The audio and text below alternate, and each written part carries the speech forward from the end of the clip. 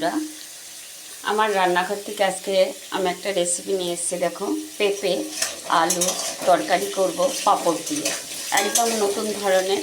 তোমরা রান্নাটা আমার দেখতে থাকো। তোমরা একভাবে দেখো, তা না হলে বুঝতে পারবে না। আমি মোবাইলটা একটু ডিস্টার্ব করছিল, চালাতে চালাতে আমি এদিকে ভাজাটা বসিয়ে দিয়েছি।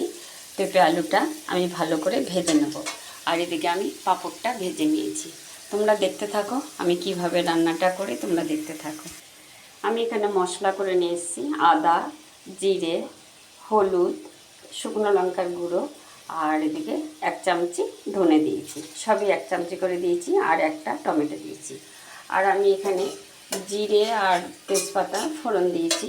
দিয়ে আমি আলু আর পেঁপেটাকে ভালো করে ভেজে নিচ্ছি। আমি একসাথেই বসিয়ে দিচ্ছি। তোমরা চাইলে ভাজাটাকে তুলে আবার ফোড়ন দিয়ে বসাতে পারো। আমি একসাথেই বসাচ্ছি। দেখো, আমি লাল লাল করে পেঁপে আর আলুটা ভেজে নিয়েছি। এবার যে মশলাটা আমি করে নিয়েছি, এবার মশলাটা আমি দিয়ে দেবো।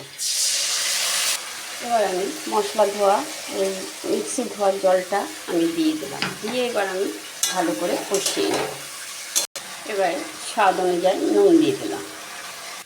এবার আমি সামান্য মিষ্টি দিয়ে দেবো, কেননা নিরামিষ তরকারি আর এইসব পেঁপে টেপে তরকারিতে একটু মিষ্টি লাগে। এবার আবার আমি কষিয়ে নেব। দেখো, আমার তরকারিটা খুব সুন্দরভাবে কষানো হয়ে গেছে।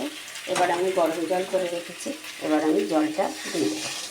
এবার ভালো করে নাড়াচাড়া করে আমি 10 মিনিটের জন্য ঢাকা দিয়ে দেবো। পেঁপে তো একটু সময় লাগবে সেদ্ধ হতে। আমি এখন আমার তরকারিটা হয়ে গেছে, আমি এবার গরম মশলাটা দিয়ে দিচ্ছি। গরম মশলাটা দিয়ে আমি একটু নেড়ে দিয়ে তবে আমি পাঁপড়টা দেবো। পাঁপড়টা দিয়ে আমি ফোটাবো না। এবার আমি পাঁপড়গুলো দিয়ে দেবো। তোমরা এরকম করে খেয়ে দেখো, খুব সুন্দর লাগে খেতে।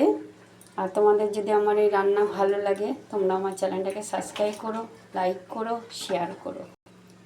আমার দেখো হয়ে গেছে, কি সুন্দর দেখতে লাগছে। তা আজকে রাখছি, আবার কালকে অন্য কোনো রেসিপি নিয়ে তোমাদের সামনে আসবো।